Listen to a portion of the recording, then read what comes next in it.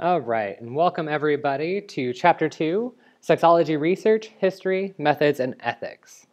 What we're really going to be talking about today is we're kind of be giving you an overview and a history of sexology research, kind of a brief history on it, some of the methods they use, some of the ethical violations and issues we've gotten into over the years, as well as start setting us up for the rest of the semester on how are we finding out this information, how do we gather this information, and how can we evaluate the information we are gathering. For those of you who are wondering, that was Prince with Sexuality.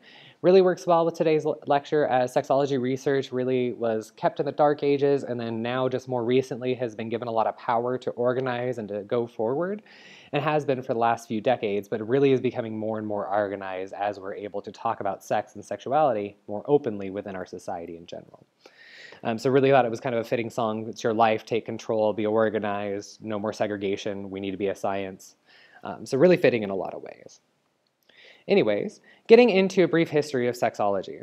So sexology is literally the scientific study of sex, and that is a wide and encompassing goal. So literally, sexology is the study of sex, sexual-related behaviors, and all aspects of human sexuality. So that means we can be talking about researching orientations,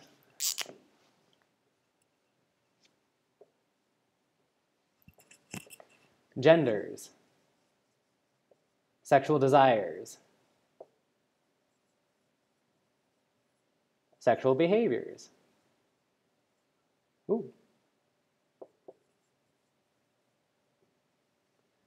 And even the study of how these intertwine and mix, develop over time, studying whether or not they're going to stay static, whether they're changeable or amenable to change, and what other factors may influence them in their development. So really, this whole book, this whole class that we're going to be talking about, each part of it is going to a specific aspect of sexology, a topic within sexology, such as gender or gender identity, sexual orientation, intimacy and love, sexual deviance, and sexual normalcy or normality, right? And though sexology has really only been in creation for the last few years as a solid and supported science, we have been talking and thinking about sex since the dawn of man. As we can see, and we kind of discussed last time, we have ancient civilizations like the ancient Greeks and Romans who talked about sex very heavily, displayed sex and sexuality and even just the human form in different ways than we do in modern society, and even had dedicated deities to these, which really centralizes the idea that sexuality was a little bit more central and an open concept during these times. So since the dawn of time, we've had people have been writing about sex, writing about the ideas behind sex, love, intimacy, connection. And sexology is really adding the scientific method to the study of sex, sexual behaviors, and sexual desires. We really didn't begin the scientific study of sex until the mid-1850s, which is in the 19th century. And that really began with Heinrich Kahn and Richard von Krafft-Ebing, who were physicians at the time who started looking at sexual deviations from a medical model or mental illness model versus moral failings of the person. So instead of that person having a moral issue or a moral failing, they are now seeing it as a medical or mental issue in which may need treatment or other means to be able to alleviate, instead of relying wholly on the morality and spiritual and faith realms of diagnosis and healing. And it wasn't really until this time that we really started talking about differences and deviations as being normal and abnormal without it necessarily having that moral piece to it. And one of the next people to come along to really talk about sex and give us a good idea about sex and sexuality was that of Freud. So we did cover last time a little bit about Freud. Today we're going to go a little bit more in depth.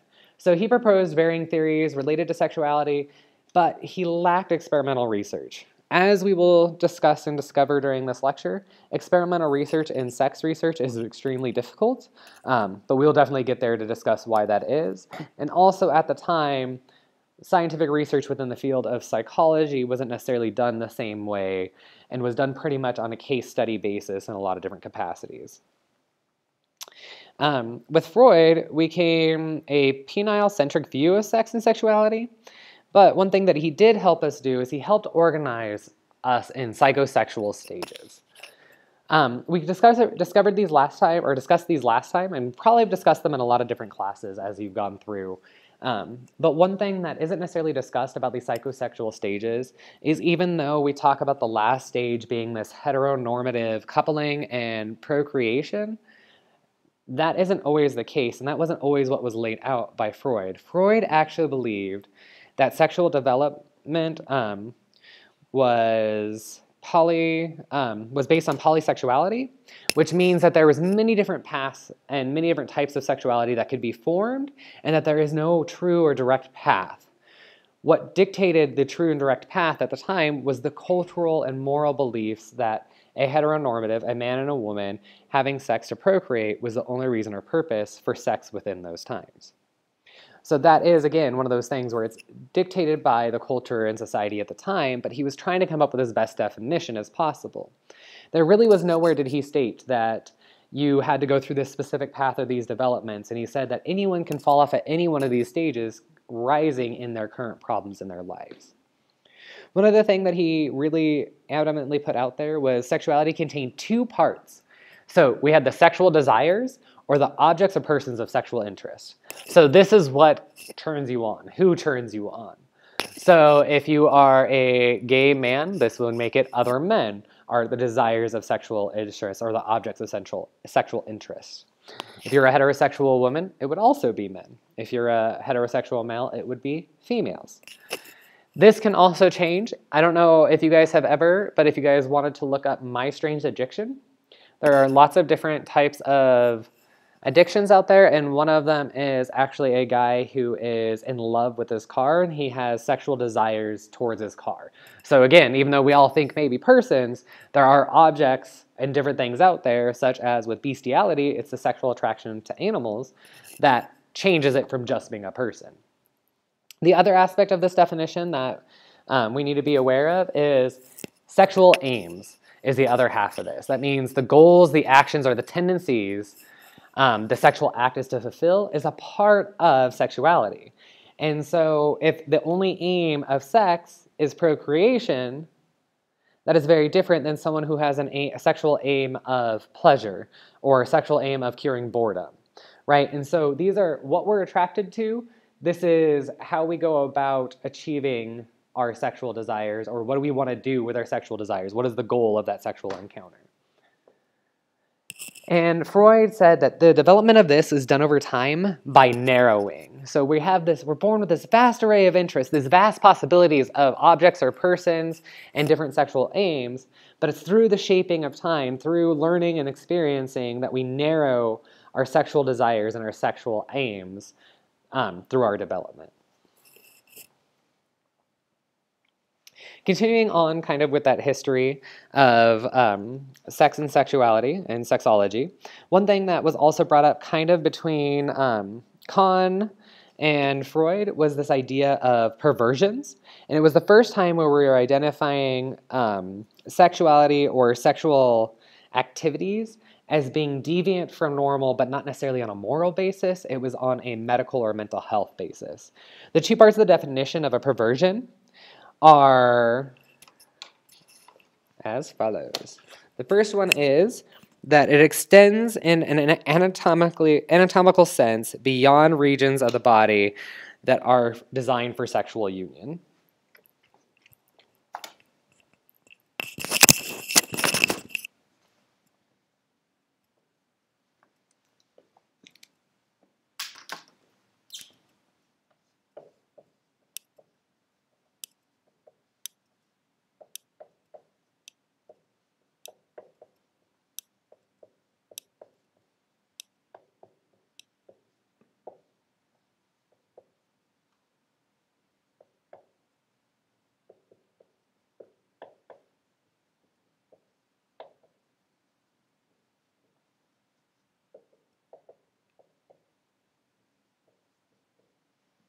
So as I've written up here, the first part of that definition is that it extends past an anatomical part of the body designed or created for sexual union.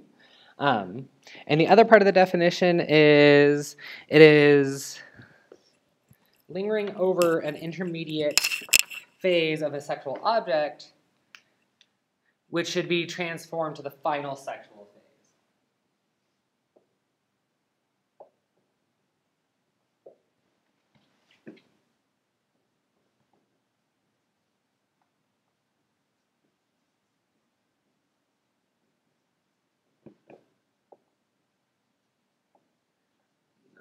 Transitioning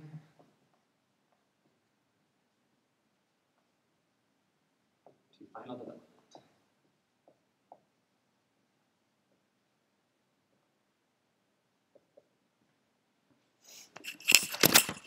So what the second one is saying is kind of, when we look at the psychosexual stages, the second one is saying is that if we're lingering at any specific sexual phase and we're not transitioning to the next phase of development, that is a perversion or can create a perversion.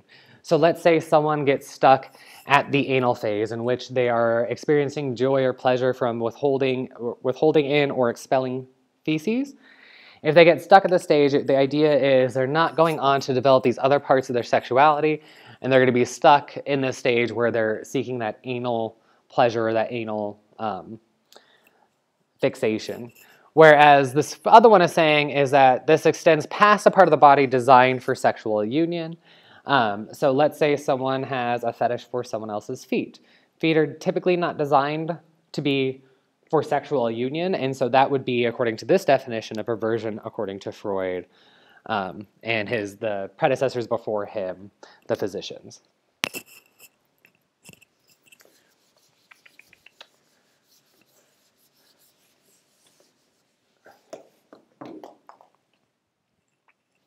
Continuing on throughout the history, one of the big people that we see being one of the first real big sex researchers, really dedicating a lot of time and energy to this, would be John B. Watson.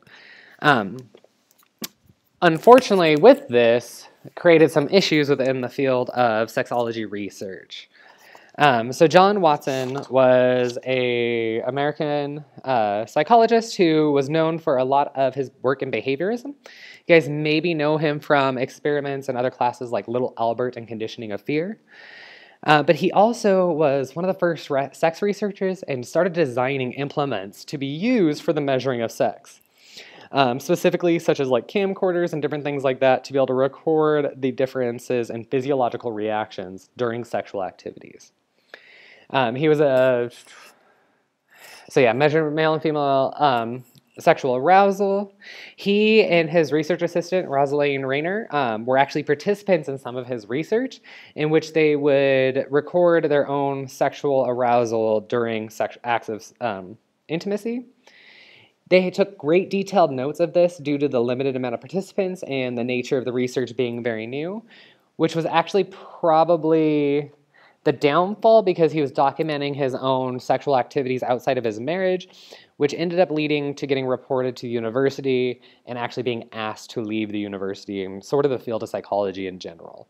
Even though it ended in a very bad place, he started off really doing a lot of behavior research and then kind of getting into the world of sex, and he even brought sex into media after he left psychology, and the idea that we know sex sells, he's kind of emphasized that and kind of really given advertisers that power after he left psychology.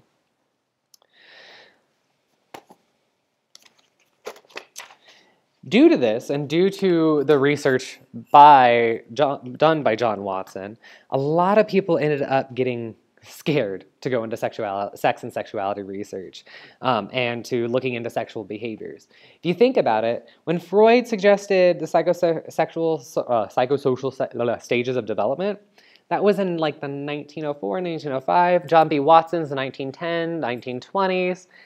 This is a really long time ago. When you think of, most of us think of a sexual revolution, or our parents will think of a sexual revolution in the 60s and 70s.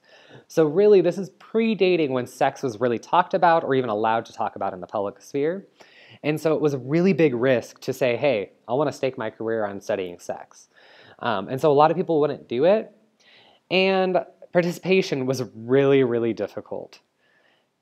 If you think of it, it's difficult in 2019, today, to talk about sex, to talk about sexuality, to talk about different parts of the body like penis, vagina, anus, anal penetration, vaginal penetration. Saying these things out loud, I know some of you are probably cringing as I say this, It's difficult now. Imagine back in the 1920s, 1900s, when no one talked about sex, when there wasn't a human sexuality class to go to. It was learn your morals, and sexuality didn't really exist. It was a back burner type of idea. So really, a lot of people were not willing to risk their life on it, or risk their career on it. But also, no, a lot of people weren't willing to talk about it. They're like, you want to ask me about sex? That's behind my closed doors. And so it's really, really hard to talk about it. It's still hard to get participants today when we know sex sells. We see sex on TV. We have the saying, sex, drugs, and rock and roll. Sex is literally a part of daily life now, but we're still not 100% comfortable talking about sex and talking about our sexual lives. And know probably that if my mom's watching this right now, that she's probably getting all rosy-cheeked when I'm talking about sex and she's sitting there just listening to her baby boy talk about sex. That's another example of how it can be uncomfortable to talk about this stuff. And really, there's not a lot of ways in society we give to make it easy to discuss this subject. So really, for a long time, it was really hard to get people. In addition to getting people in and having people wanting to do this type of research, there weren't many people who were willing to give you money to be able to perform this type of research. Again, the funders didn't want to be associated with sexology, and the deviance in which sex and sexuality brought into the world. And so a lot of people would end up writing their own sex books and publishing in different realms because their publishers and book authors wouldn't do it, and so they had to strike out on their own.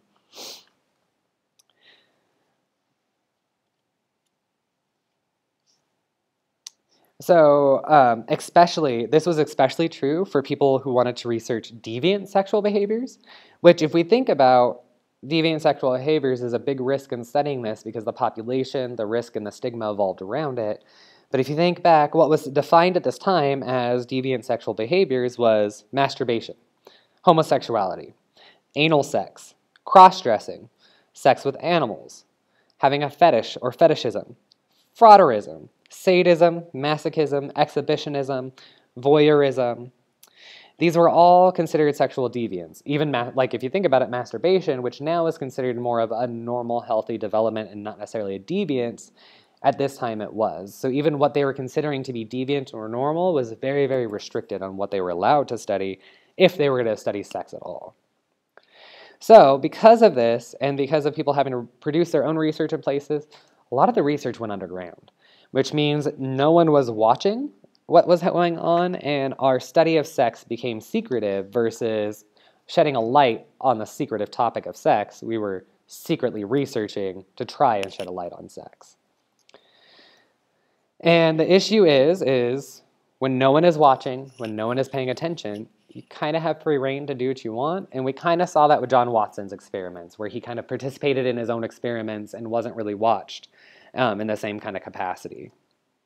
One of the next big researchers to come along after Watson was Dr. Alfred Kinsey, and he gave us one of the biggest and first productions of sexuality research, and especially emerging in the 1940s and 50s, which is still a time where sexuality, homosexuality was not talked about really. It was getting a little bit freer in society, but it was still a hush-hush type of subject. He wrote 2 major books on the results of his studies, and one of the things that we have with Kinsey's work is that he actually ended up using himself and peers to explore sexual response.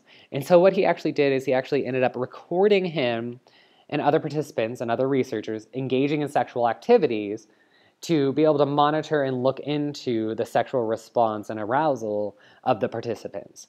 So this would be done by having sex with other researchers, maybe even wife, in a sense, quote unquote, wife swapping, where you would switch partners with someone else. And all of this was to be recorded so that it can be analyzed later. So Kinsey actually got a start in this when he was teaching a college class on marriage and realized, I'm teaching a college class on marriage and I have no research on sex. I can't talk to my couples about sex, and they have sex, and sex is part of their life. And so he really identified a gap in the field. So it led him to developing a research team and kind of trying to make his way across the United States to get as much information from as many different people as possible.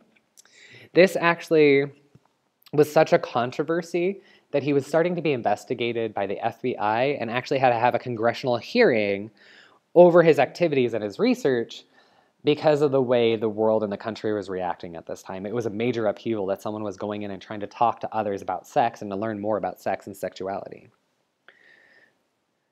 So after this, his research became more private, and that's when he started doing these more experimental type of direct observation research studies in which he was examining sexual arousal. But really, this is one of the biggest research endeavors that first came, and it was really one of the biggest things that we started using to springboard off of to do other sex and sexology research. Two other famous researchers that came along within sexology were William Masters and Virginia Johnson. They were sex researchers in the 1950s and 60s, so kind of as Kinsey's report came out, they kind of came in afterwards. And a lot of theirs, the majority of their research was actually done within a laboratory. And so they had observed sexual responses within a laboratory. A lot of people thought it was immoral. And not only what they were doing, but it was immoral by the individuals in which they were working with. And so sometimes they would actually do research with sex workers and involve sex workers in their research. And people thought that was an immoral thing to do. They would film individuals and couples having sex or engaging in sexual activities of different sorts. And they even designed sex toys with cameras to view those responses and to view these responses inside the human body to be able to monitor this, right? And so they observed these sexual responses in the laboratory. They created a sex toy with a built-in camera. And most thorough and complete observation studies on sex. They were really, really detailed in what they did. They made sure to record their methodology, record everything they're doing. One of the issues that they ended up having was they couldn't publish their research in some places because it was considered pornographic. Because of the images or different things that they were talking about. And so they actually had to write their own book. Again, being rejected from mainstream science because of culture and cultural adaptations and feelings at the time. Their book also kind of came out at the same time as the sexual revolution in the 60s and 70s. And really was a big, big progressor of research and understanding sex and sexuality and the development of sexual arousal. But even though this has happened and we've had these major researchers, sex research is still very difficult to do today. If you think about it, it's still one of those subjects that is hard to talk about, that people can get a little shy around, and there's also different factors that we're kind of be going into here in a minute that can affect this type of research. Unfortunately, before we get into more of the fun type of stuff about this research, we have to kind of go over some research terminology, some research information to make sure we're all on the same page. This will also help you with you guys' annotated bibliography that are coming up. But when we're looking at sexology as a science, we're kind of looking, we also have to be aware of some of the relevant statistical terms and relevant statistical, as they say, mumbo jumbo, out there that will be beneficial to us. So a lot of times when we're doing research, we're looking at the mean or the average score. And though the mean and the average score can tell us what happens on the aggregate, it cannot necessarily tell us what any individual is going to do. The idea is based off of all of these people, I can tell you what the average person is going to do, but not what one individual is going to do. Another thing that a lot of people like to do is they like to say average. Well, that's normal, or that's about the mid-range of where I need to be. And when you think about that, sex research isn't the same because sex, sexuality, sexual behaviors, there's such a wide variety and a variance within that we actually have normal ranges of behavior. So instead of it being a cutoff, a strict cutoff score of like this is abnormal, this is normal, what we really do have is we have a range of scores saying if you score between a 4 and a 9, you're doing good. If it's above or below that, then we may have some questions. So as we're going through this research and as we're learning more about these different topics, please be mindful of that if you score or you can see yourself within that range, that there's a range of normality, and that if you're higher or lower, that doesn't mean that you're abnormal or deviant necessarily. But it is good things to keep in mind. And we do, in a sense, we do kind of use the average response as the normal response, but when it comes to sexuality, There's a normal range of behaviors. And really, whenever you're given a statistic like an average, what should be given to you, so let's say we have an average like exam scores. Exam 1, let's say we get an average of 75. This average score means that half the scores are above 75 and half the scores are below.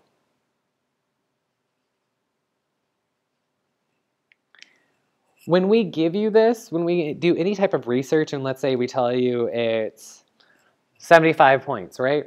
We also generally have this standard deviation, which means that the average person scores truly between a 72 and a 78. But we generally don't, like when giving test scores, we don't give you the standard deviation of what's occurring there. That's usually not a factor that's really of interest. But basically, your standard deviation is a measure of how close does everything hang together. And in sexuality research, we tend to have things hanging a little further apart versus everyone scoring right up next to each other really close together. So that's why you'll get a range of normality versus a score of normality. Another way to look at the kind of mid-score of what's going on is the median, and that's like the middle score of all the values, and that's the true middle score, literally by counting. That if you had 7 scores, you had 1, 2, 3, 4, 5, 6, 7, your middle score is that 4. Literally the middle one out of them all. Always like to kind of put those out there. So again, if we're looking at research, we're looking at anything, and you see yourself as with near or kind of far away from that average they present, please don't start thinking you're deviant or abnormal in any kind of way. That's just the way statistics work. And again, there's this range that we are looking for in what is normal and what is abnormal. Especially in a realm of science in which we're really starting to discover what people do behind closed doors and what they're really willing to be honest about, and how do we discuss and describe this in a way that we can research and communicate effectively. Some other things that are going to be very important to know is going to be terms like incidence. That is the rate at which new cases or problems of a disease occur in a year or in a specific time frame. Typically, when we talk about incident rates, that is the new occurrences of a disease or a disorder in a year's time frame. So over the last 12 months, how many people became positive or diagnosed with this condition? Throughout this class, there's going to be things like when we get to the STD lecture, this is going to be very important information where we're going to talk about the incidence rate of HIV, chlamydia, gonorrhea, trichomonas, different disorders, diseases that are out there. As well as we're going to be talking about the prevalence, which is the total number of people who are affected, who are currently affected with a given problem. So for some things, some disorders like prevalence, HIV is one of those things where once you're infected, you're generally always infected, so the prevalence keeps growing and growing, where other things like chlamydia is the current number of people affected or afflicted, and that is curable, and so that can change over time each year and what the prevalence is, along with the instance, those new cases that are coming on. Another thing that I like to point out and that I think is very important to understand when it comes to any research is correlation. Correlation is the statistical association or the relationship between two variables. It can be positive, it can be negative, it could be 0, right? So when we're looking at a positive relationship, what we mean by that is that as our independent variable, the variable we are manipulating, as our independent variable increases, so does our dependent variable. So as we kind of reviewed last class, that those higher in agreeableness are more likely to take sexual risk-taking behaviors. And so that is something in which we'd have a positive relationship. The more agreeableness you have, the more risk-taking you're going to take, right? A negative relationship is the exact opposite. So the less of one can lead to the increase of the other, or the increase of the one leads to the decrease of the other. So a quick, easy example that I can think of for this would be the number of going into therapy and the number of sessions you have usually decreases your disorder or the symptoms of a disorder, right? That's the ideal relationship. So it'd be inverse. By participating, you're decreasing. Or it can have a zero relationship, which means it's not related at all. That as one changes, the other one does whatever it wants to do, which may mean change, may mean stay the same, it may mean nothing thereof, right? Biggest fact to know about correlations. Correlation is not causation. To put it another way, correlations tell us nothing about the cause and effect, but only that a relationship exists, right? And so there is always the infamous example when we are talking about stats and correlation. What if I were to tell you guys that I just did a research study and I found that with an increase in ice cream consumption, there's an increase in murder. And we'll even just say crime in general. We'll make it more general than that, right?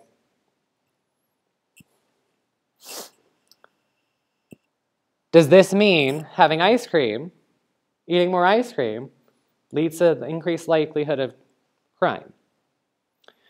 The reason why correlational research does not allude to or is not causation is because if we were doing this research project and we're looking at how much ice cream have you been eating, how many crimes are happening in your city, what we would see is that there are possibly other variables that are related to this, such as temperature. Reality, increase in temperature causes an increase in ice cream consumption, and an increase in temperature also has an increase in crime, partially due to better weather, more ability to go outside and do those things versus stay inside, right? So the reason why we never have correlation be causation is because there's other variables that could probably account for this relationship. That this is actually goes away once we account for temperature. There is no relationship between ice cream eating and the amount of crimes happening in the city. Really, it's the temperature that is affecting both of those, which makes a relationship appear between them when it doesn't actually exist.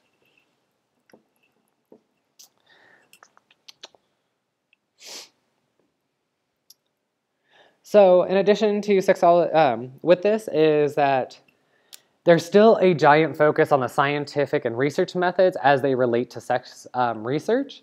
And so just like any other type of research, we're following the scientific method, the principles and values that scientists are up to uphold.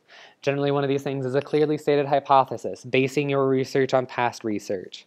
The difference is the methodologies, technologies, and the limitations due to the ethical gray area we sit in when talking about sex, sexology, sexuality, and these topics.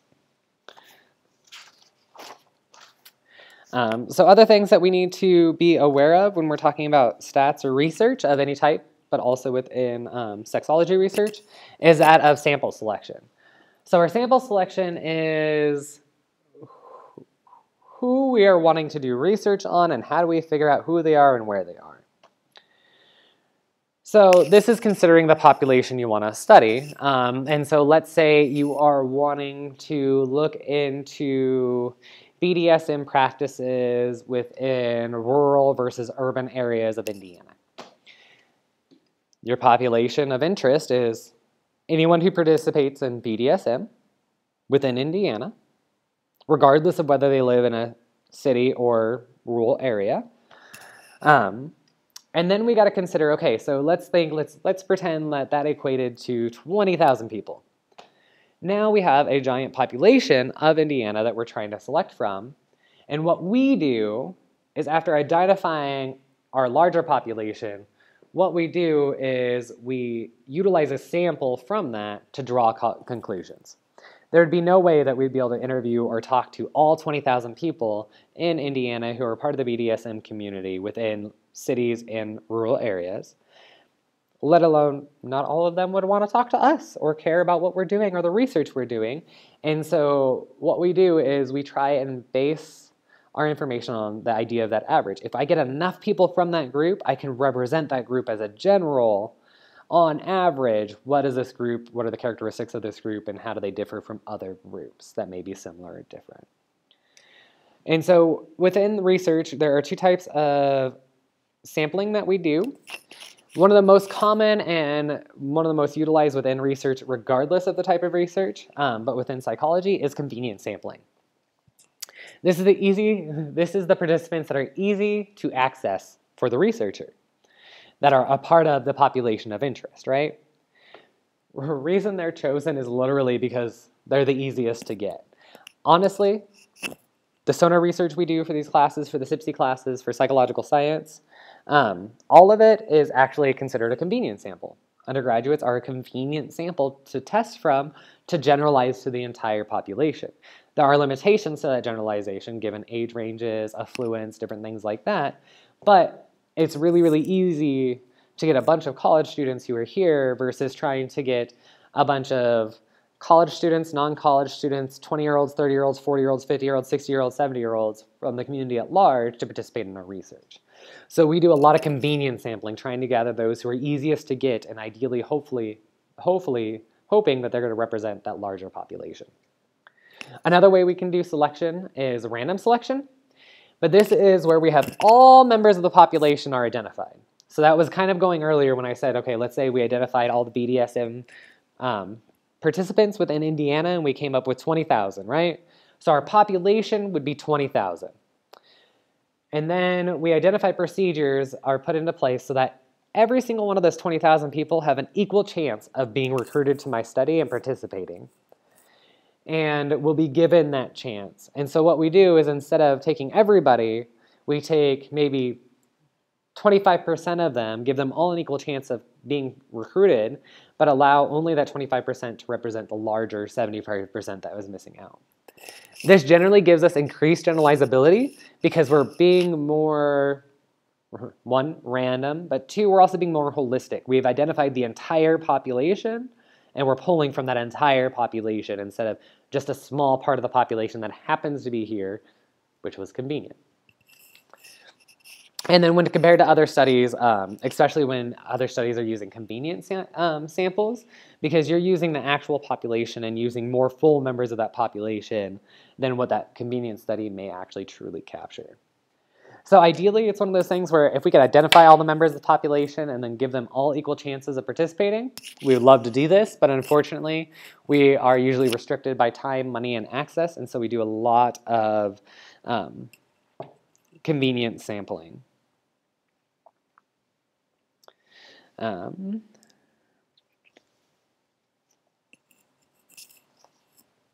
Yep.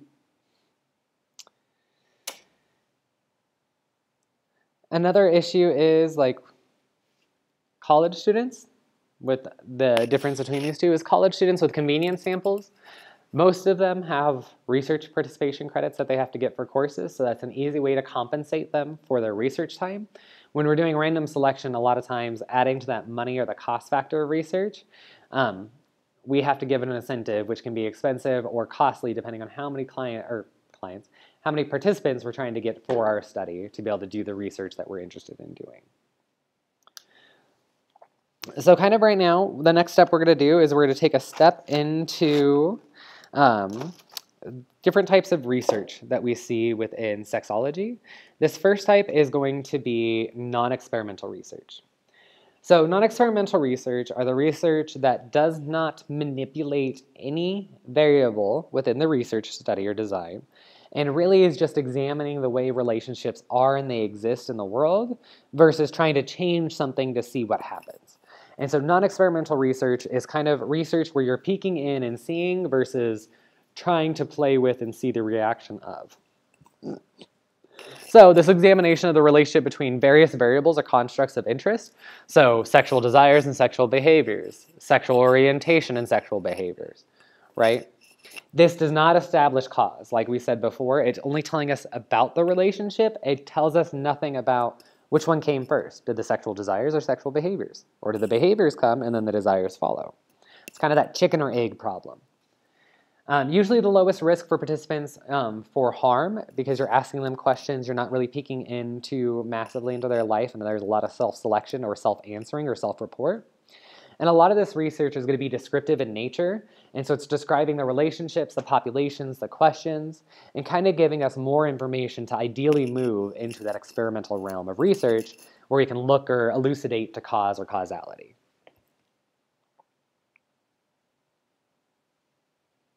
So non-experimental research, one of the biggest ways that we can do non-experimental research within sexology is through surveys, which are self-reports of one's attitudes or behavior, or attitudes towards sexual attitudes, practices, as well as any other kind of variation of the world of sexology research. So maybe gender attitudes. Generally, these are administered either face-to-face, online, or over the phone, or a combination thereof. As one of the studies we will talk about a little later, it did a combination of face-to-face and over the phone or over the mail. It can be electronic or paper copies of the survey. You must be certain to have quality questions. When it comes to the design of research studies, one of the biggest things that you have to face isn't the actual implementation, it's not the actual giving the surveys out, scoring it, it's the actual design of the questions. So we have seen through research that if you describe a car accident as the vehicle's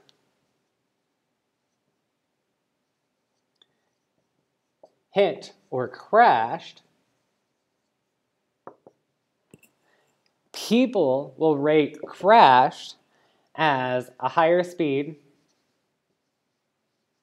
and more damage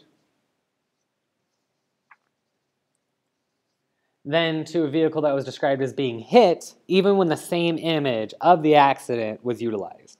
So just changing the descriptor of hit and crashed changes how people think about an accident after viewing one, with crash end up being a worse accident or more damage or more detrimental. Right, so the words that we use when we do research surveys can be very, very difficult. And an example of this is if one of the questions on my research survey that I was asking you was, have you ever performed cunnilingus or fellatio? I know probably a few of you are now like, what? Huh? What are we doing? Cunnilingus what? Fellatio, huh? Now, if I were to switch the question and say, have you ever performed oral sex? That is a completely different understanding, right? And so using a scientific terminology sometimes, like penis, vagina, cunnilingus, fellatio, coitus, fornication, different words like that may not be the most beneficial in your survey, even though scientifically they are correct, because no one's going to know what you're talking about, maybe. And so that also brings me to a point when we talk about in this class, we're going to be using a lot of words that most of you probably do not say out loud very often. And kind of I wanted to take a minute to kind of broach this subject with you guys. So like we just discussed, we just use the term cunnilingus and fellatio. So cunnilingus is performing a sexual act on a woman. Generally, it's actually the performance of an oral sexual act on a woman.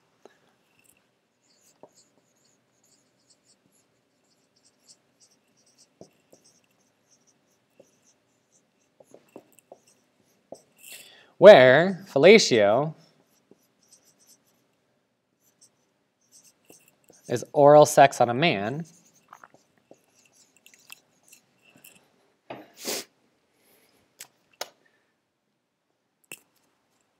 and I may have spelled that wrong, but these are terms that we're going to be throwing around, but we're also throwing around things like oral sex.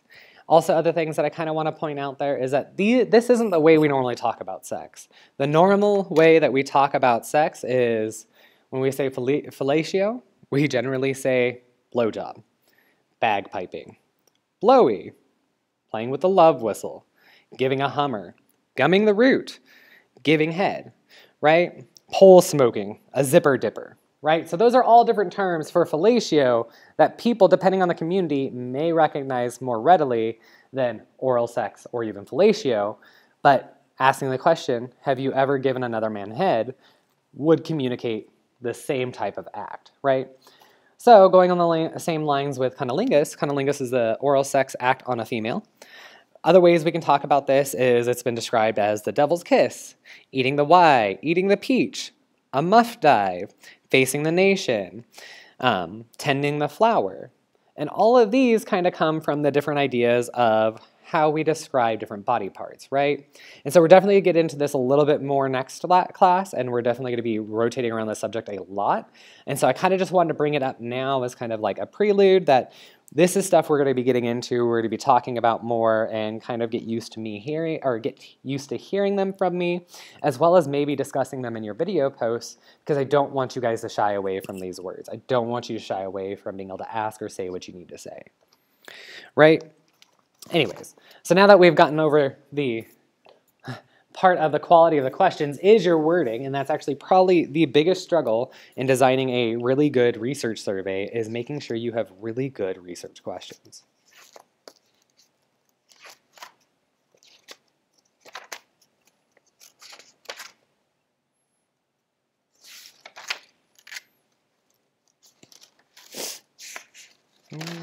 Lost my notes.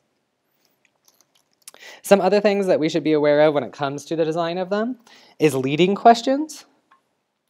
And so this is something that we're taught extensively, like in therapy and counseling, is that you need to ask very open-ended questions that allow for a response to be positive or negative. So an idea of a leading question is if you ask a friend, "Oh, did your day go well?" That's leading the other person to answer the question in a positive way because I said, did your day go well? I want to hear it went well, right? You want to confirm that for me. You want to meet me where my need is. Whereas if I asked you, how did your day go? That gives you the permission and the ability to say, oh, it went well. It went like crap. You kind of have this freedom to go versus being restricted on, well, he wants to hear it was good or he doesn't necessarily want to hear anything other than that. So let's just say that and move on from there. So that's kind of the idea of a leading question is you're asking them to, you're basically asking them or guiding them to answer in a specific way that you're already leaning towards. Another one of these issues that we see is a double-barreled question. And that is when you're asking a question that is inexplicably tied to another question. So an example is, do you consider yourself to be experienced with and knowledgeable of sex? Well, maybe you're a 30-year-old virgin who studies sexology and is a sex researcher. You're extremely knowledgeable about sex, but your experience being a virgin is very minimal. So how would you answer that question? Do you consider yourself knowledgeable and experienced in sex? That is that idea of ask one question at a time. Keep it simple, keep it piece by piece. As you'll get people who, I don't know, well, I feel I'm experienced at sex, but I'm not very knowledgeable about sex and sexuality in general, or vice versa. I know a lot about it, but maybe my experiences have been few and far between. So some of the strengths of non-experimental research, as we can see, are they're quick and easy to collect data. You can fire out a survey on Qualtrics, on mTurk, and get literally hundreds of thousands of responses within a few days, depending on the survey and depending on the incentive. Can also be more anonymous. There's a little bit more de-identification. You're not actually asking someone, especially if you're doing an online medium, you're not actually asking these people face-to-face questions. They can do it in the privacy of their own home office near where their computer is. And then there's various methods of administration. So also at the same time, it's very amenable to change and for accessibility. So if you're doing a online survey and you have someone who is blind, you can actually have it read to them. So they don't have to read it, it can be read to them. Or different variations of that where you're still maintaining the integrity of the research because it's them answering those questions. Where the means of the mode of how you answer them is not as important. Some of the weaknesses that we see is a lack of participation or no response. So it is not uncommon for us to send out 1,000 surveys and get 200 of them back, which means we have a non-response rate of 80%. which is a really high number that goes out there. And again, goes on with that whole idea that not everyone wants to be a part of research, regardless of what type of research it is, but particularly that of sexology and sex research. There is a self-selection bias. Generally, those who are willing to participate in research about sex are a little bit more open and friendly and welcoming about sex and sexuality in their life, and those who are a little bit more conservative, either in sexual practices, sexual beliefs, or maybe even in religious beliefs, tend to not embrace or engage sex research as often. So that actually can create a bias in the research that we're looking over. And then we also have the response bias, which is the social desirable responding. And you guys can't see that very well. We'll tip this out. There we go. Get you on there. Social desirable responding is where you are responding to research questions in a way that you believe people want to hear. This is the idea of you want to be one in the club. I kind of think of it. It's being a club member. If you think of this, like we all want to be members of the club, we all want to belong, we want to feel like we're normal, that like, yeah, we're all in this together. We don't necessarily want to be the one person that's all the way over here in how we're relating. If this is the club, we don't want to be the person all the way over here stuck on our own, seemingly out by ourselves, different, right? So social desirability responding is generally that in which people will respond in which they believe are going to be the appropriate ways. So an example of this is, it is not uncommon in research for women to underrepresent or underreport maybe sexual encounters where men may overreport sexual encounters. If you think about our society, that started a long time ago with genderization and socialization, where men are allowed to be in the locker rooms bragging about their sexual conquests and those they've had sex with, where women are shunned or slut-shamed for having more than one sexual conquest. And so there's that gender bias on what those expectations would be, and will change how you're going to respond, right? So a man may endorse some behaviors they actually don't participate in because they want to be manly, where a woman may embrace less behaviors because she wants to make sure to keep her femininity intact. And so these are ways we're raised that can really affect the way we answer our questions or think about the questions that are asked of us. So some major sex surveys that were done throughout our little history so far is I kind of talked a little bit about the Kinsey reports. That was done by Dr. Kinsey, and he had over 10,000 participants where they went and they eventually found and interviewed in homes over 10,000 people in which they talked about sex, sexuality, sexual behaviors. The strengths, it was the first major study on sex, and it had a really strong training. So it was done by a very small group of researchers who were trained to a T on the questions to ask. The methodology behind it and the systematic nature of it was unlike what we've really seen on this massive a scale, and so it really had a strong methodology so we could follow these results or have belief in the results that came from it.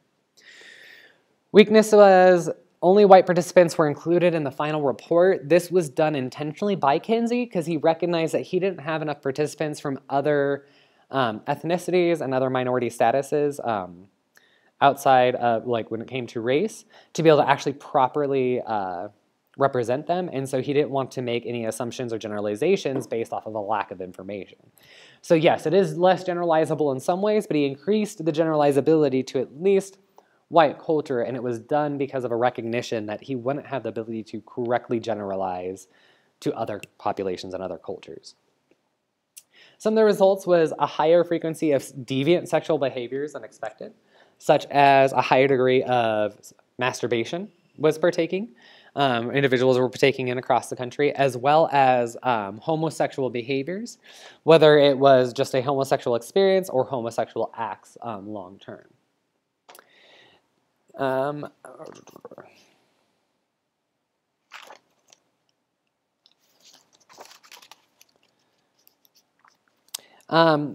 not all of the results are still supported today, it was really, like I said, a great start to what we're doing. And some of the other things kind of like that broke the normal mode in this is that it was thought that masturbation was a rarely done activity by both men and women. And it was found in this research study that about 92% of men participated in masturbation and 62% of women have participated in masturbation. It showed that 37% of men had a same sexual experience with another man, where 13% of women had same sexual experiences at some point. And then they also found that 69% of men in the study reported sexual activity with a prostitute and or sex worker. So these were some of the results that people were really shocked by. They didn't really expect these numbers to be as high as they were, or to really in some ways exist at all.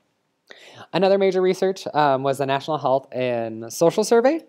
This was really done in a response to the AIDS crisis that was occurring in the 80s and the fact that we needed to understand more about sex, sexuality, to be able to get an understanding of this disease and the way it was really affecting people in our country at the time within the LGBT community, especially a lot of gay men. Even in the 1980s, it was thought of like AIDS was the gay cancer. And so a lot of people were fighting the idea of researching it, but then it was the recognition that a lot of people are dying or in dire need of help, and we don't understand enough about how this is spreading, what's going on. So really, this is kind of in response to the AIDS crisis and trying to help understand that a little bit more. And this was slated to have 20,000 participants, but really only got about 3,400 due to funding cuts. The government came in, there was a government change, and the government came in and said, no, we're not going to be spending money on understanding sex, and so cut the funding, so we weren't able to continue doing this report. And it was really the second attempt at a comprehensive report after the Kinsey reports. And this is one of those ones that was a two-step process.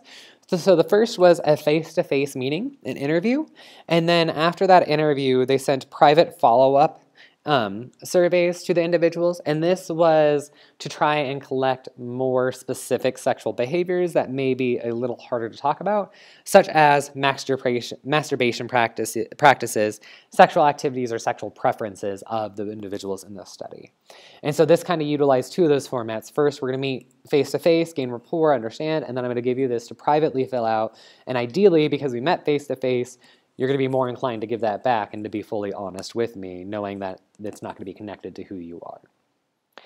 The results of this found actually that we're more conservative than indicated by the Kinsey reports, and that people were having less frequent sex than previously thought. People were having less sexual partners, and there was also a decrease in the estimate of same-sex sexual relations that occurred within people's past. So that last study that said we had 37% of men and 13% of women, this study found dramatically less than that in those results of those who had same-sex experiences with or sexual experiences with the same sex.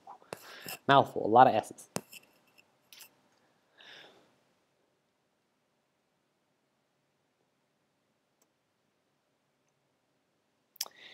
Another and one of the more recent sex surveys was the National Survey of Sexual Health and Behavior. The first one of these was done in 2010, and it's continued to be slated till 2020, so it's something that will continue to go on, and we'll continue to get more information on as we go through. And what we saw, it was conducted through Indiana University, and that's the same department that Alfred Kinsey did his research through, and it's the most recent and comprehensive. There was over 5,800 participants, adolescents and adults, and so we were actually able to get people down to as young as age of 14, all the way through 94. So we have an 80-year span that we're actually covering with this so far, and it's still going on. Some of the results that we saw were that 7% of men and 7% of women and 8% of men identified as LGBT, right?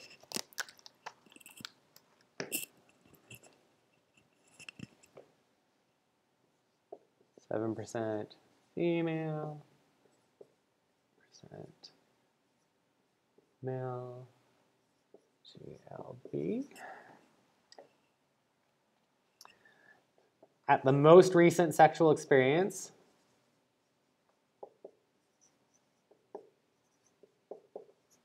sexual experience,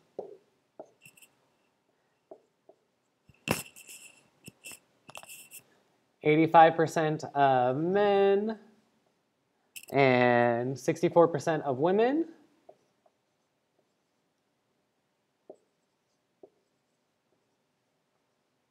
reached orgasm.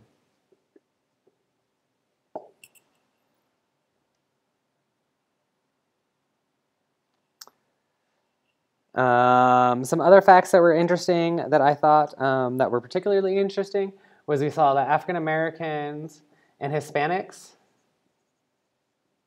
had increased condom use as compared to whites.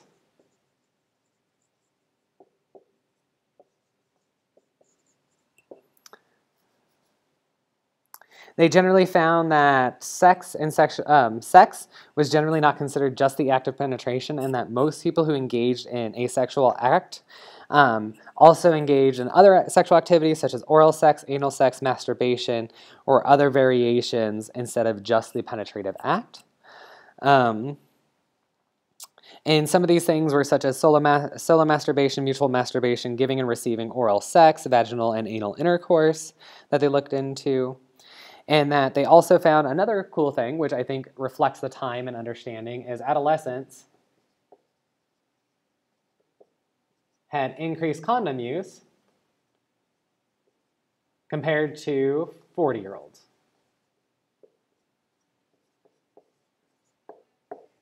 People in their 40s, right?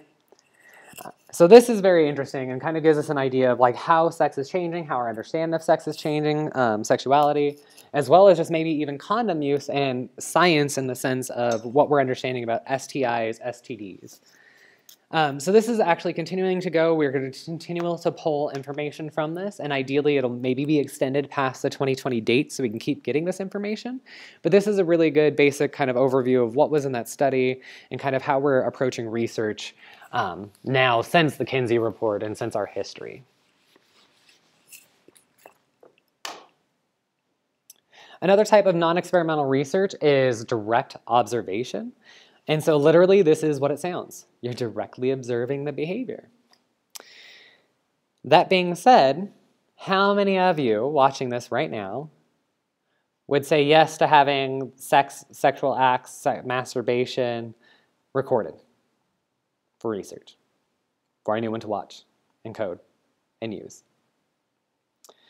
This is an issue with this type of research, is we generally don't necessarily get a whole lot of people to volunteer. But before we get into some of that stuff, this is literally the researcher is going to be watching the behavior and records what is observed. And sometimes it's not just watching and recording, but it's actually recording maybe on a video camera or auditory, depending on what stimuli are interested in, the information so that you can go back and recode it maybe a different way for a different study or a different way for the same study. And you can also do this where you're observing in a natural setting or you're doing it in a laboratory. It depends on what you're trying to research exactly. Like we saw Masters and Johnson did theirs all in the laboratory. Some of the strengths is it reduces response bias, right? If I'm watching you masturbate, I'm watching you have sex, I'm watching you get sexually aroused, you can't tell me you're not when I see you are, right? So there's that like desirability can go away. It also gives a confirmation because maybe you don't really know what's going on and you report yes when what I would see on the outside is not quite, maybe no. And differences in that as well, right? We can use audio and videotape to be able to record it and review the data and have multiple researchers review it and kind of confirm that information. Some weaknesses about it is self-selection bias. Again, how many of you would be willing to have your sexual activities recorded for a researcher to monitor and say and write down and code and get together? So people who generally do self-select for direct observation of sex research generally are a little bit more comfortable with sex in general and generally are a little bit more comfortable with their bodies knowing that they may be recorded, and so they generally, we see those average characteristics be raised. Reactivity is the way in which someone responds when they know they're being watched. When you know you're being watched, you change, even when you're told not to change. And so by observing them, we're directly participating in changing that behavior. So are we really seeing the way it is, even if we're in this natural setting, just by the fact that we're watching? And then you need to be very careful about the variables used and operationalizing them. And so how do you define sex? We discussed in this class a little bit earlier that sex was originally defined as vaginal penetration, vaginal penile penetration for the point of procreation.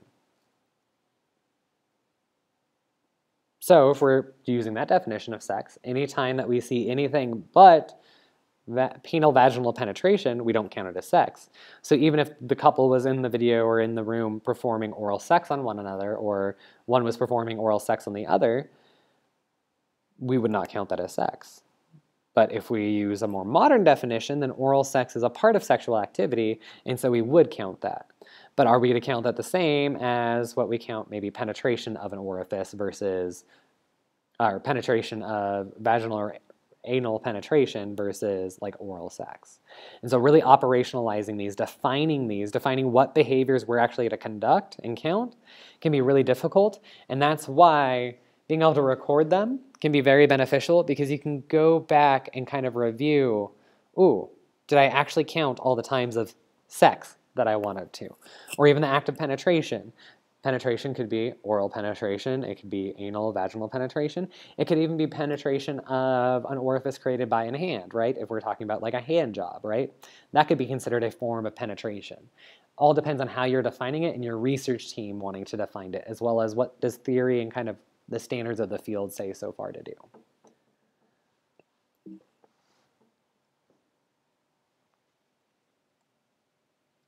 So again, one of the biggest direct observation studies that we saw was Masters and Johnson's research. So it was done in the 1950s in, out of all places, St. Louis, Missouri. So yes, they had nearly 700 participants be observed while engaging in sexual activities, including masturbation, sexual intercourse, and simulated sexual intercourse. If you're interested in understanding a little bit more about Masters and Johnson, there's actually a series called Masters of Sex that actually kind of goes through their ideas of developing sex research and going through this process. They measured physiological and biological changes throughout the sexual response cycle, such as muscle tension and blood flow, and a lot of their results still hold today. And so it's very interesting, the fact of how they went about doing and when they went about doing it, and really in the 60s and 70s, or 50s and 60s, being able to do this type of research.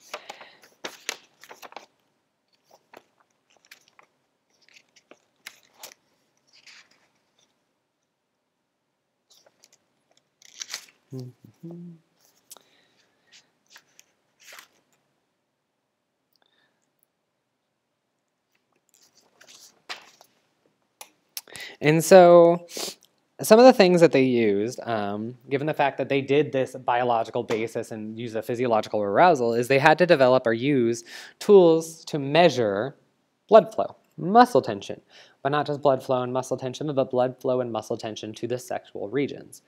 And so they actually ended up using different devices to be able to do this. One of the first ones is a penile strain gauge, which is a circular tube placed around the base of the penis to measure the blood flow as it relates to the penile circumference.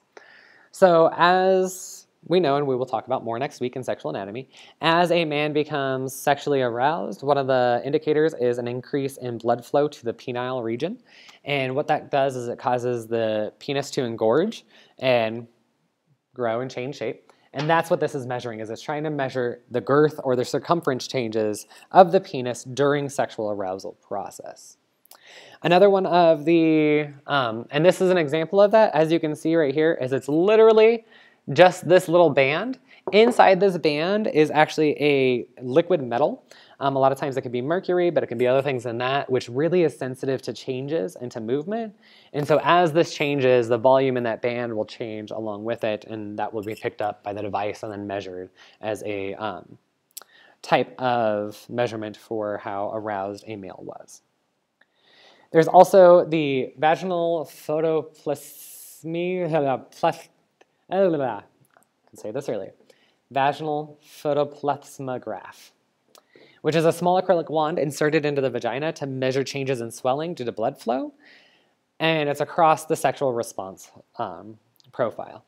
So as we can see here, what this is a little probe, and what it does is it measures the amount of light reflected from the vaginal walls. As a woman is aroused, she has increased blood flow to her vaginal regions, which actually increases the redness to them and decreases the reactivity of the light. And so when a woman is aroused, there's less light picked up back, reflected off the vaginal walls, and that reduction in signal, it has an increase in arousal, a negative relationship. As one decreased, the other increased. Going back to our stats a couple slides ago. Tying it all together for you. Anyways, so they would use this to measure as a way to measure the blood flow, which is that arousal response in women. Just some ideas of other things that we use, just as a demograph of what you're seeing. This a diagram of what we were talking about here. And so men generally who participated in this would place the penile strainograph around their own penis and then watch or participate in the study while someone else was recording the results. And as we're seeing here, it's measuring the penis as it gets hard and changes. These are two different types. So again, this is very similar to the first one we just saw. It's filled with a liquid metal and it detects it that way. This one is an electromagnetic one, and so it actually picks up changes in electromagnetic conduction based off of the penis and blood flow again. As the blood flow increases, it changes the circumference of this, which changes the way it will be able to read electric information, which that can be picked up and understood. Some other tools that have been used within before I go into the other tools.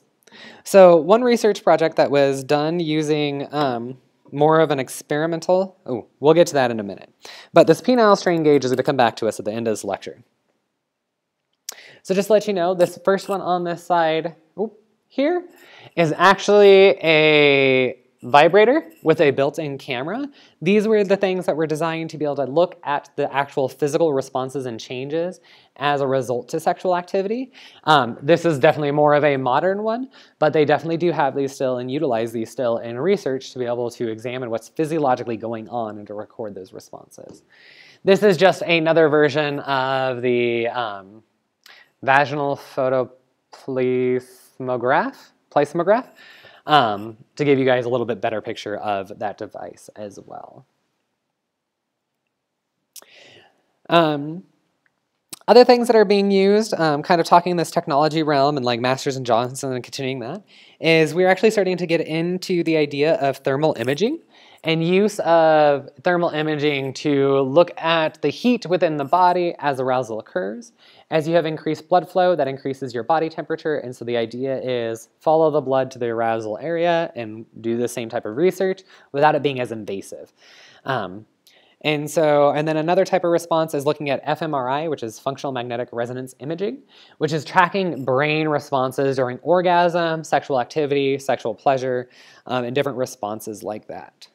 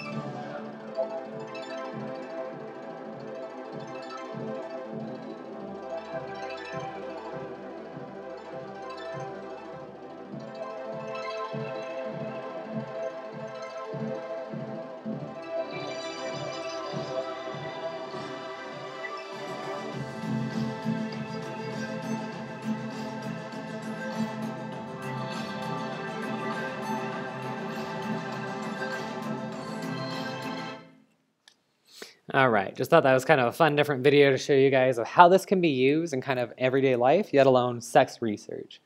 And if you think about it, if you think of that, the penile strain gauge, if that was attached to your penis while trying to have sexual intercourse while being monitored and watched by a sex researcher, could be very difficult to do. And so having some of these other methods, which are a little bit less invasive, can be actually extremely helpful and beneficial to our type of research in this field. Another type of non-experimental research that is highly used, or was more highly used back in the day of like Freudian times, is your case reports, right? So this is focused on one or a few participants to gather deep and detailed information. The information gathered from this is usually in great depth in their history, in their current times, as well as whatever specific variables of interest. You really go into extreme detail on all of that. So often used for participants with unusual or uncommon presentations. And so a case report would be like someone who has a disorder that is extremely rare that may only occur in 1 out of every 6 million people, right? Something that doesn't happen very often, or a small group of people who are trying to gain more understanding. So it's commonly used in early sex researchers, especially by Freud, but less common today. It's actually not as suggested because of one of the biggest weaknesses is that it is not representative of anyone but that person or small group, and thus cannot be generalized to other people. The only time that this information is really usable is when you come up against someone who has really the same presentation or same information or same problem, and you're trying to navigate that with them. But one of the strengths is it gives you great detailed information, which then you can use to base off other research and other experiments and other questions off of, but still really being left in a really big, dark hole of trying to discover and what you know from this research.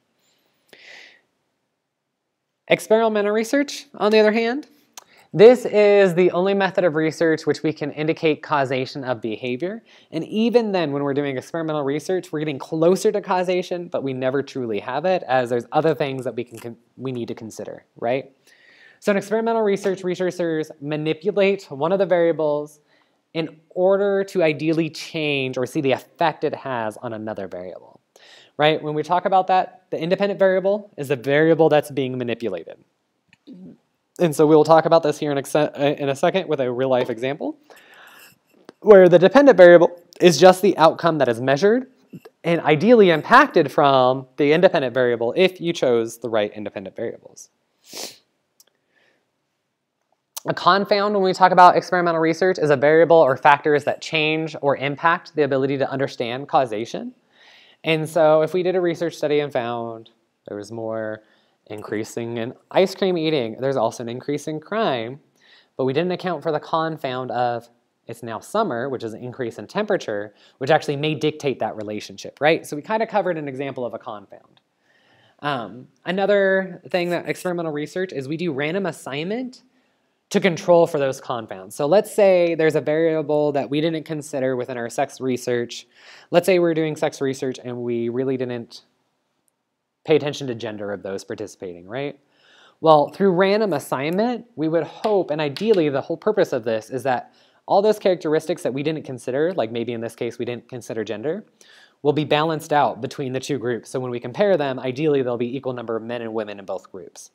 So we really hope for a washout process through random assignment that any of those extraneous variables will be balanced. And so that it's not dragging one group or the other and having a confound or having another variable unaccounted for that's actually dictating that change.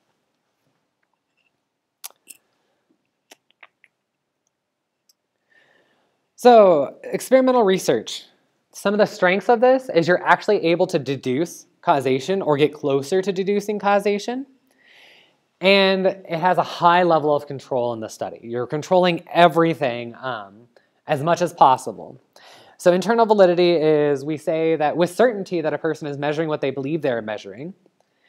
And because there is such a high level of control. And so the idea here is that if I'm controlling everything, and the one thing I'm manipulating and also controlling is maybe the sexual stimuli you're presented with, that everything else should be constant, so the only change is because of that sexual stimuli, so I can believe that because I introduced this, it caused this change. Weaknesses, sometimes they can be expensive on doing actual research. They can be time-consuming, setting up experimental experiments and pulling them off. They may be unethical or impossible to manipulate a variable. And they do not always generalize to the public. So when we say that doesn't always generalize to the public, what we're talking about is this external validity. You can say within certain results from the experiment can be obtained in the natural setting. And the higher external validity, the more that means that we can take this information and relate it to the world around us. The lower the external validity, the more it just stays with the group that we were studying. And so the idea of like that case report, case reports are not representative and not generalizable because they're focusing on one or a few people. So their external validity, crap, right? Low. Their internal validity is generally going to be very high because they're measuring what they're measuring and they're measuring it in great detail, generally with multiple modalities as well. So you can have one without the other. But ideally, we want to have high internal validity and high external validity because that means our research is we're measuring what we're measuring and it can relate to the world around us. And when we're looking at a research, I kind of want to give you guys an example of a research project. This article will actually be posted as well as a summary of it on Canvas so that you guys can read it and have access to it as well. Just because I do think it's a very interesting study and it kind of uses some of the information we're using. So this research was done by Adams, Wright, and Lohr in 1996. And where to go back? Right here. So it was done in 1996.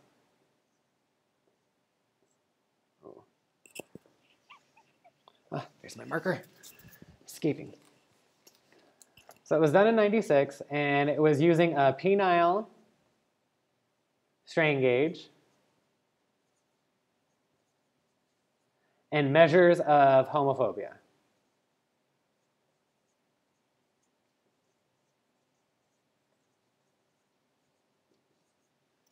What they did was they placed participants into all participants went through all groups, and they were divided into two groups based off of their measure of homophobia.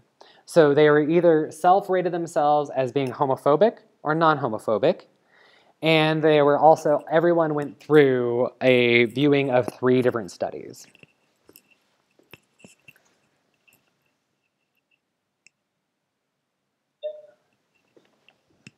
To make this easier. So we had 3 groups. We had heterosexual,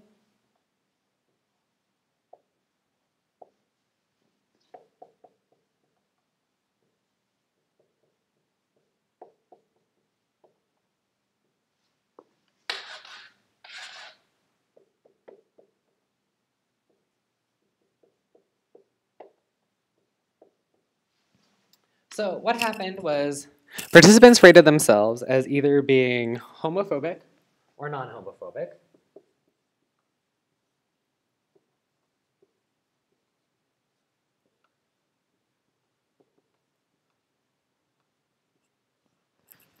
And then they were asked to view 3 different short clips and allowed to return to baseline between. So they were asked to watch a heterosexual porn video.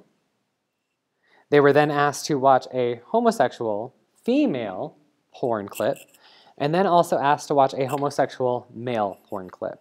Now this was done in different orders for different participants, so some watched the homosexual male, then the homosexual female, then the heterosexual. Some went homosexual female, heterosexual, homosexual male, all these different variations to balance. But what they found was that there was, for the non-homophobic condition, There wasn't a difference between these two responses, but there was a decrease in this response. For the homophobic group, they actually had the most activation while viewing homosexual stimuli. This research was looking at the idea that those who are more homophobic in nature are suffering from a concept called latent homosexuality, which is a non-acceptance of their own homosexuality, which is projected out onto others as homophobia.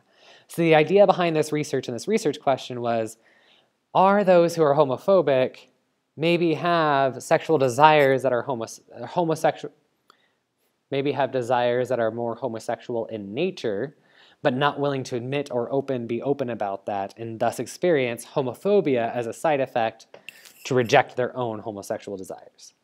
So this is just a research article that really kind of like puts into an experiment on like, we're gonna look at these different stimuli, we're gonna see how you react. And basically what they found is that those in the homophobic, while watching homosexual male videos, had the highest amount of sexual arousal as measured by the penile strain gauge than those in other groups. So this is just one of those experiments to show you that the penile strain gauge is being used. It was used in 1996, as well as just kind of give you an idea of an experiment done within the field of sex research.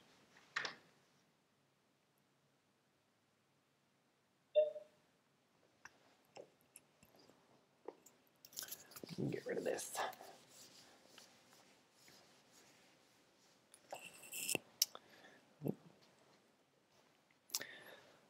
So lastly, we are to the ethics in sexology research. As we kind of seen, as we progress through the history, the ethics has really increased, right? At one point, there really wasn't an ethical oversight because no one wanted to really talk or be involved in sex research. So we kind of did what we had to and did it how we could do it to be able to get it done. Now we have this big, giant oversight in which we are responsible for. So there are numerous examples of unethical research throughout history. The Humphreys Tea Room study was where researchers were actually going into public bathrooms in which were known to have sex in these bathrooms and were recording and observing participants there without them knowing that they were doing this. The Tuskegee syphilis study was a study done in Alabama, Tuskegee, Alabama, in which the treatment for syphilis was withheld from a group of African-American black soldiers, black people who were participating. And that's one of those things in which they were trying to see the progression of the illness and what would happen.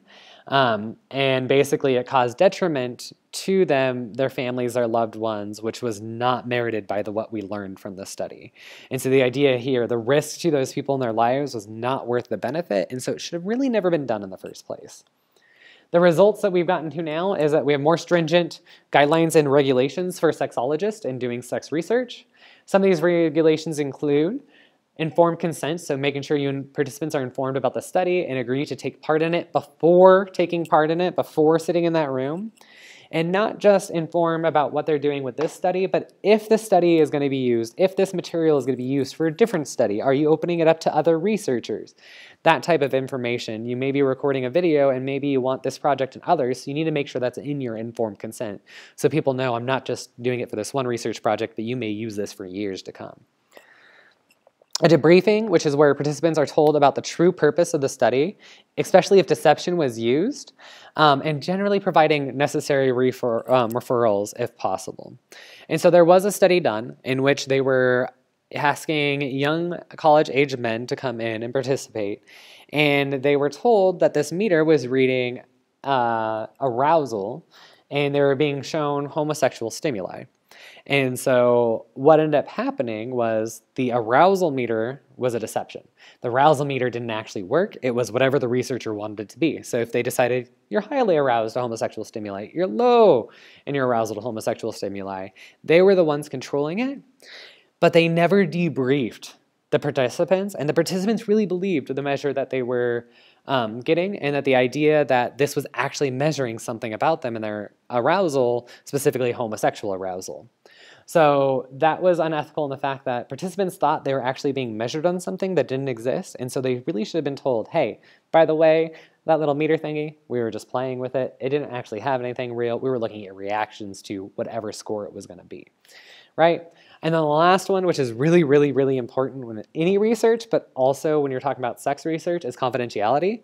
And this is making sure and ensuring that the participants' information is going to be protected, that they will not be able to be identified by the responses they give you or the information they provide, right? And so this is a way, especially when we're talking about sexual behaviors, which can already be a no-no topic for some people, ensuring confidentiality, that anonymity and anonymousness it can be very, very beneficial in helping ensure that you get participants for this type of research.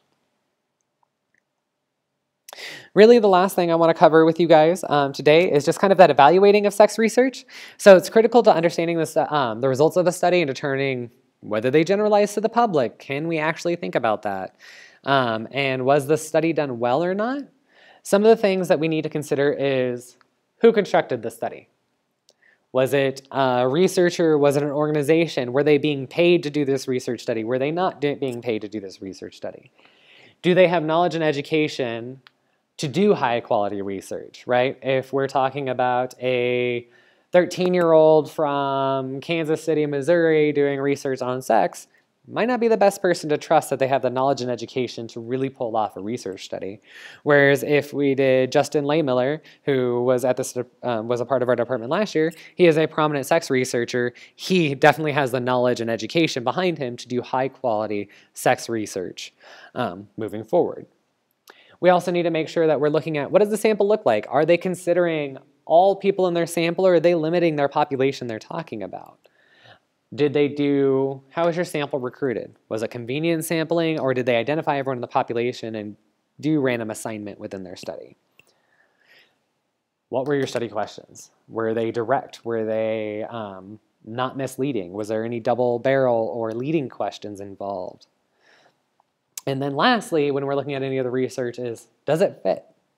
Is it consistent with what we've seen before? And if it isn't, why isn't it? And how can we look into that more as well? So I really hope you guys enjoyed today's lecture. I know it is probably a little bit more on the dry side with the statistics and the methods part, but really this is going to be setting us up for the rest of the semester. Understanding this chapter and kind of how the difficulty of what sex and sex research is, not only in our history, but today, will really help us understand the information we're going to be learning and kind of part and piecing through the rest of this semester. So I hope you guys have a great night, and I will look forward to seeing you guys during my next lecture.